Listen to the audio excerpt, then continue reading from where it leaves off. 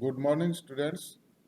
आज अपन अध्ययन करेंगे BCom part second, subject business administration, व्यवसाय प्रशासन, paper second, principles of management. आज इसमें अपना टॉपिक रहेगा अपवाद निहित या अपवाद द्वारा प्रबंध। जैसा कि आपको ज्ञात है कि पिछले वीडियो में अपन ने इसी से रिलेटेड उद्देश्य अनुसार प्रबंध का अध्ययन किया था और आज अपन करते हैं अपवाद निहित या अपवाद द्वारा प्रबंध। Professor F.W.. टेलर ने अपवाद द्वारा प्रबंध या अपवाद निहित सिद्धांत का प्रतिपादन किया था। सबसे पहले अपन ने ध्यान रखना है अपने को कि इसका प्रतिपादन किसने किया था। एफ.डब्ल्यू. टेलर के अनुसार अपवादों द्वारा प्रबंध या अपवाद निहित प्रबंध का सिद्धांत यह बतलाता है कि प्रबंधकों को केवल उन्हीं कार्यों या मामलों में हस्तक्षेप करना चाहिए जो निर्धारित कार्यक्रमों, प्रमापों आदि के अनुसार पूरे नहीं हो रहे हैं। जो कार्य निर्धारित कार्यक्रमों, प्रमापों के अनुसार हो रहे हैं उनमें प्रबंधकों को कभी भी हस्तक्षेप नहीं करना चाहिए। अर्थात एफ.डब्ल्यू. टेलर ने इस सिद्धांत का प्रतिपादन किया था और उन्होंने स्पष्ट शब्दों में बताया है कि इस सिद्धांत के अनुसार उच्च प्रबंधकों को केवल उन्हीं कार्यों में हस्तक्षेप करना चाहिए जो निर्धारित प्रमापों एवं कार्यक्रमों के अनुसार पूरे नहीं हो रहे हैं। तो ऐसी परिस्थिति में अपन ये कह सकते हैं कि जो कार्य निर्धारित कार्यक्रमों एवं प्रमापों के आधार पर पूरे हो रहे हैं उनमें अधीनस्थों के कार्यों में उच्च प्रबंधकों द्वारा कभी भी हस्तक्षेप नहीं करना चाहिए। प्रबंध एवं संगठन का यह एक महत्वपूर्ण एवं प्रमुख सिद्धांत माना गया है। यह सिद्धांत बतलाता है कि प्रबंधकों को केवल उन्हीं कार्यों एवं मामलों में हस्तक्षेप करना चाहिए जो निर्धारित कार्यक्रमों एवं प्रमापों के अनुसार पूरे नहीं हो रहे हैं। जो कार्य निर्धारित कार्यक्रमों एवं प्रमापों आदि के अनुसार हो रहे हैं उनमें प्रबंधकों को कभी भी हस्तक्षेप नहीं करना चाहिए।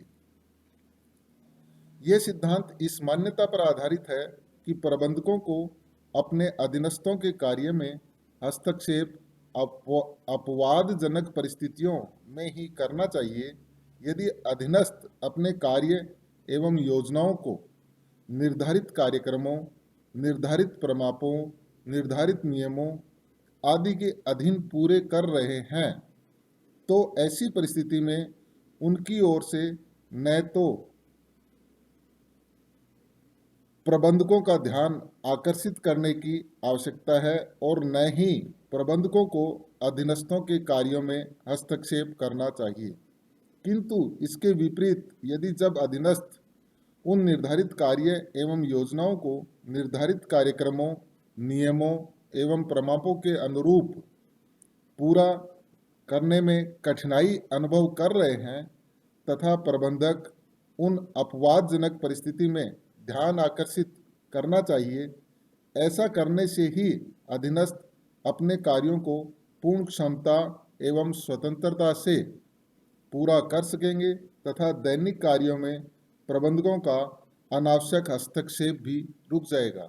तो इस सिद्धांत की मान्यता दूसरे शब्दों में अपन ये कह सकते हैं कि उच्च प्रबंधक द्वारा केवल उन्हीं कार्यों में हस्तक्षेप करना चाहिए जो कार्य अधीनस्थ करने में कठिनाई अनुभव कर रहे हों या अधीनस्थों द्वारा उच्च प्रबंधकों का ध्यान आकर्षित किया जा रहा हो।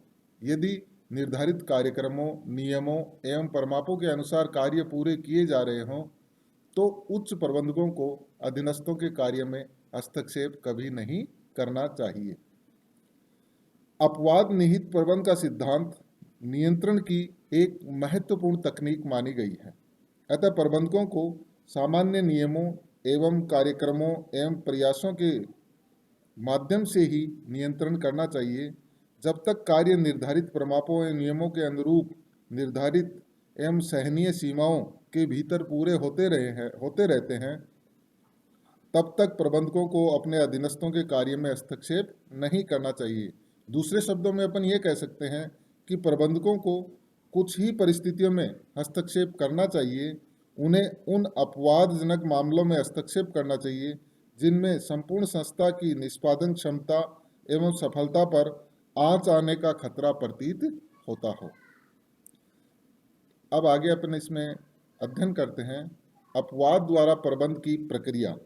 अपवाद निहित प्रबंध व्यवस्था में प्रबंधक सर्वप्रथम संपूर्ण कार्यों को वर्गों में बांट देता है। प्रथम, वे कार्य जिनके लिए प्रबंधकों को प्रत्यक्ष रूप से कार्यवाही करनी पड़ती है। द्वितीय, वे कार्य जिन्हें प्रत्यायोजित किया जा सकता है। ऐसे कार्य दैनिक कार्यों की प्रकृति के होते हैं तथा जिन्हें बार बार करना पड़ता है। दैनिक प्रकृति के कार्यों के लिए मापन योग्य प्रमाप निर्धारित किए जाते हैं जो निष्पादन स्तर की गहनता को प्रकट करते हैं। अधीनस्थों को उन्हीं प्रमापों के अनुसार कार्य करने हेतु अधिकार दे दिए जाते हैं जिनके आधार पर वे स्वतंत्रता पूर्वक उन कार्यों को पूरा करते हैं। अधीनस्थों को अपने कार्यों के परिणामों की ओर प्रबंधकों का ध्यान तभी आकर्षित करना होता है जबकि वे परिणाम प्रयासों की तुलना में काफ़ी भिन्न हो और उनमें विचलन अर्थात वेरिएंस अर्थात भिन्नता सहनीय सीमा से अधिक हो। प्रबंधक ऐसी अपवादजनक परिस्थिति में ही अधीनस्थों के कार्यों में हस्तक्षेप करता है तथा वास्तविक परिणामों को प्रमापों के भीतर लाने का उपाय बताता है। अब ये प्रक्रिया हो गई। इसके बाद अपन अध्ययन करते हैं अपवाद द्वारा प्रबंध या अपवाद निहित प्रबंध के लाभ। अपवाद निहित प्रबंध के संबंध में विचार प्रकट करते हुए बिटेल ने कहा है कि अपवाद निहित प्रबंध से समय की बचत होती है, कर्मचारी पथभ्रष्ट नहीं हो पाते हैं, ज्ञान एवं तथ्यों का अपेक्षाकृत अधिक उपयोग होने लगता है तथा संप्रेषण प्रक्रिया में गति लाई जा सकती है। प्रोफेसर बिटेल ने अपने शब्दों में इसके लाभ स्पष्ट किए हैं। इसके अतिरिक्त अपन अन्य लाभ भी स्पष्ट कर सकते हैं पॉइंट बेस पे। तो पहला पॉइंट है अपवाद द्वारा प्रबंध से दूर से ही प्रबंध करने में सहायक माना जाता है। दूसरा लाभ यह प्रबंधकों को जटिल एवं महत्वपूर्ण समस्याओं के समाधान पर ध्यान केंद्रित करने में सहायक होते हैं। यह निष्पादन मूल्यांकन में प्रमापों का प्रभावी उपयोग पर बल देता है। अपवाद द्वारा प्रबंध निष्पादन परिणामों में अंतर को सीमित करने में सहायक होता है। यह कर्मचारियों के दैनिक कार्य में स्वतंत्रता प्रदान करता है तथा प्रबंधकों के अनावश्यक हस्तक्षेप को से बचाता है। यह सक्षम एवं योग्य व्यक्तियों की क्षमताओं का पूर्ण उपयोग करने में सहायक होता है। बिटेल ने फिर कहा है अपने शब्दों में इसके महत्व को स्पष्ट करते हुए कि अपवाद निहित प्रबंध वह आधार है जिस पर अधिकांश आधुनिक प्रबंध व्यवहार आधारित है। इसके सिद्धांतों की स्पष्ट समझ के बिना अधिकांश प्रबंधक विवेकपूर्ण नियोजन, क्रियान्वयन एवं नियंत्रण में कठिनाई अनुभव करेंगे।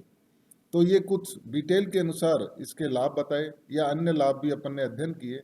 इसके बाद अपन देख सकते हैं कि इसमें कुछ दोष भी हैं, इसकी कुछ सीमाएं भी हैं, उनका भी अपने को इसमें अध्ययन करना आवश्यक होता है। तो अपवाद द्वारा प्रबंध की प्रमुख सीमाएं पॉइंट बेस पे निम्न प्रकार है। पहला, इसके लिए स्पष्ट एवं विस्तृत प्रमापों के निर्धारण की आवश्यकता होती है। ऐसा करना सामान्यतः व्यवहार में बहुत कठिन होता है। दूसरा दोष है, इसके लिए व्यापक प्रतिवेदन व्यवस्था करनी होती है जो कि व्यवहार में बहुत कठिन होती है। तीसरा, वास्तविक कार्य परिणामों की परिमापों से सही सही तुलना करना, विचलन ज्ञात करना भी प्रायः अधीनस्थों के लिए कठिन होता है।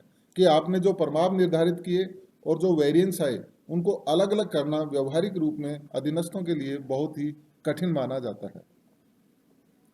अगला दोष है, इसके लिए अधिकारों का प्रत्यायोजन करना आवश्यक होता है, जबकि कई प्रबंधक अधिकारों का प्रत्यायोजन करना ही नहीं चाहते। कुछ कार्य परिणामों का सही सही मापन करना कठिन होता है, परिणाम स्वरूप इस सिद्धांत का महत्व भी कम हो जाता है।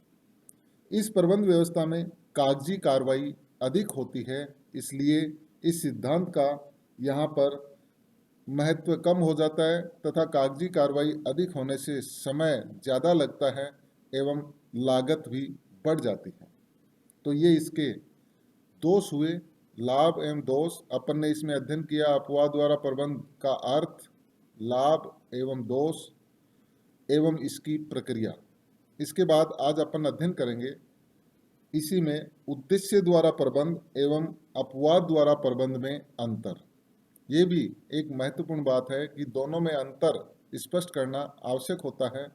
तो इसमें पहला अंतर है, उद्देश्य द्वारा प्रबंध अधिकारों के विकेंद्रीकरण तथा प्रबंध में सहभागिता की एक विधि मानी गई है, जबकि अपवाद द्वारा प्रबंध प्रबंधकीय नियंत्रण की एक विधि मानी गई है। दूसरा अंतर है, उद्देश्य द्वारा प्रबंध में अधीनस्थ प्रबंधकों के सहयोग से अपने उद्देश्यों को निर्धारित करते हैं, जबकि अपवाद द्वारा प्रबंध में प्रबंधक अधीनस्थों के लिए कई कार्य प्रमाप निर्धारित करते हैं, जिनके अनुसार उन्हें कार्य करना पड़ता है। तीसरा अंतर है, उद्देश्य द्वारा प्रबंध में वास्तविक कार्य परिणामों की तुलना उद्देश्यों से की जाती है, जब और परिणामों में यदि कोई अंतर होता है तो प्रबंधक उस अंतर को दूर करने हेतु अधीनस्थों को परामर्श देते हैं। दूसरी ओर अपवाद द्वारा प्रबंध में वास्तविक कार्य परिणामों में उत्पन्न हुए विचलन की जानकारी प्रबंधकों को दी जाती है और वे उन विचलनों को दूर करने हेतु आवश्यक आदेश निर्देश प्रदान करते हैं या अन्य कोई उपाय बताते हैं। चौथा अंतर है, उद्देश्य द्वारा प्रबंध में कार्य परिणामों के विचलनों को तत्काल दूर करने में कठिनाई होती है। अर्थात उद्देश्य अनुसार प्रबंध में जो भी वेरिएंस आते हैं उनको तत्काल दूर करने में काफ़ी कठिनाई अनुभव होती है, जबकि अपवाद द्वारा प्रबंध में प्रबंधक विचलनों को तुरंत वेरिएंस को तुरंत दूर कर सकते हैं। अर्थात इसमें अधीनस्थों द्वारा निर्धारित प्रमापों के अनुसार वास्तविक परिणाम नहीं आने पर वो उच्च अधिकारियों को इस वेरिएंस को बताते हैं और उच्च अधिकारी उस वेरिएंस को या विचलन को तुरंत दूर कर देते हैं।